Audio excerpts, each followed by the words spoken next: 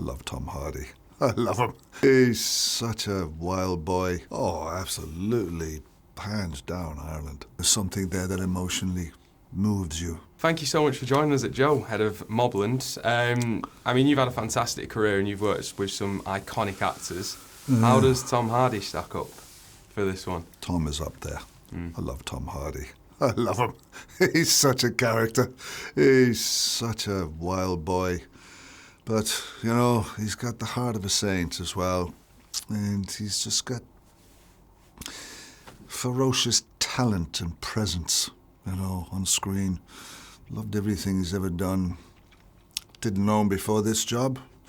My son Sean, actually, they know each other. And they kind of travelled in the same milieu there for a while. But no, this has been a great job. It's been a lovely job, and it's so rewarding to see it. I saw it last night for the first time, first 2 episodes. So when you're in it, it's very hard to see the rest of the world, and I've been in it for the last 5 months. So it's nice to put it down, and now, you know, it's no longer mine, it's the world's, and as I say, that's rewarding to see it and to see the beauty of the film. It looks so good.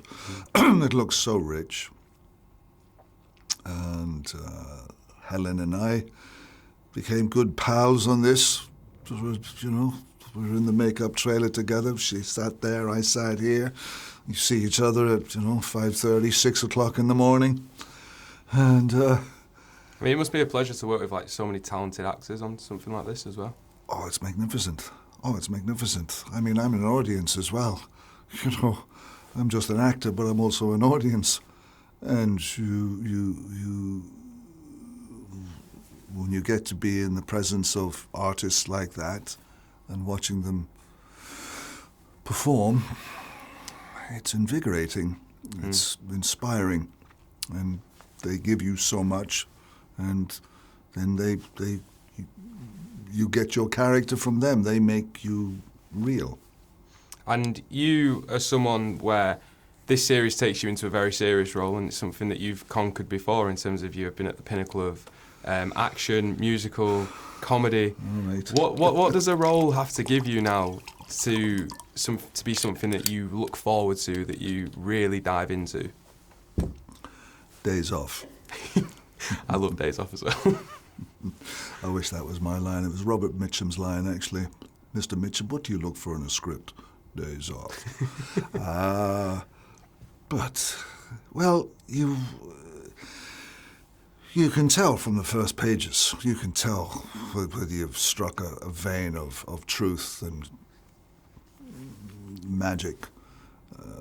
By the time you've finished it, if you want to read it again, and there's something there that emotionally moves you, touches you. You can hear it, you can see it, it's palpable, but it's not yours yet. So, and then who's directing, who's in it, who are the players? It's very simple, really. It's very simple. Sometimes you have choices, sometimes you don't. Sometimes it's a piece of old twaddle.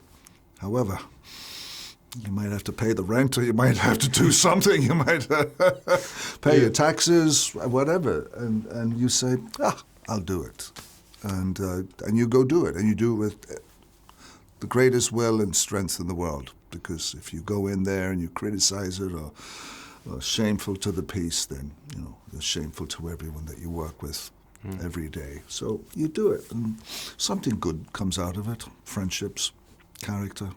Sometimes it elevates itself. Is there a genre that you feel like you can have the most fun with? Because I suppose if people watch sort of a Mamma Mia, it looks like you're having a great time, and then when you watch something like this, it looks like you're still having a good time whilst portraying such a serious character, but you can tell like you're so involved in it. Is there a genre that you think you can have the most fun with? It's all play. It's all performance. It's all the doing of the job, whether it be science fiction, horror, musical, drama, big movie, big budget, small, intimate film, 6 weeks in the islands or something like that. It's just the joy of being an actor, and it never really gets any easier. I mean, you get to hopefully be kinder to yourself and let it go, and so you don't beat yourself up too much. Sometimes, you really nail it, and sometimes you don't nail it. It's like, oh, okay. In terms of you as well, obviously you're Irish, but you spent a lot of time over here in England and in the UK in general, and it made me think there is a lot of similarities between the two, but differences as well. If I was to ask you between the two, like, where would you say has the better food and drink between Ireland and the UK? Where would you go? Oh, absolutely, hands down, Ireland. Why?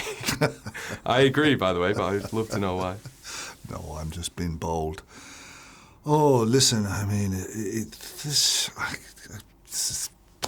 I love England. I love London.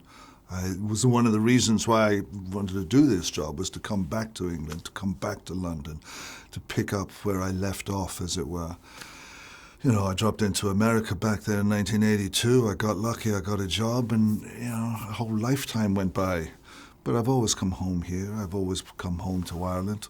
So both are meaningful to me. Both are part of the creation of the man I am, the actor I am, the artist I am. And I value both and cherish them. Just in terms of Ireland in general, the emergence of Irish superstars like yourself, but a new wave of Irish talent and generation in terms of cinema.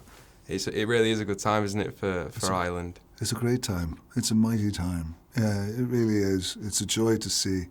It is absolute joy.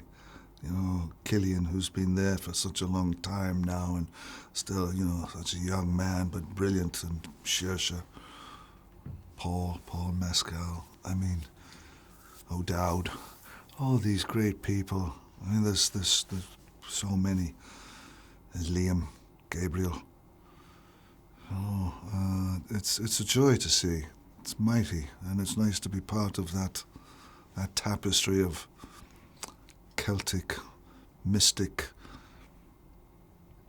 melancholic beauty, fearless artists.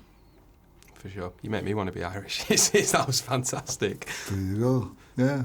Well, there's just something there. I don't know what it is. It's all of that. It's just the writing is such a small island, and it's had,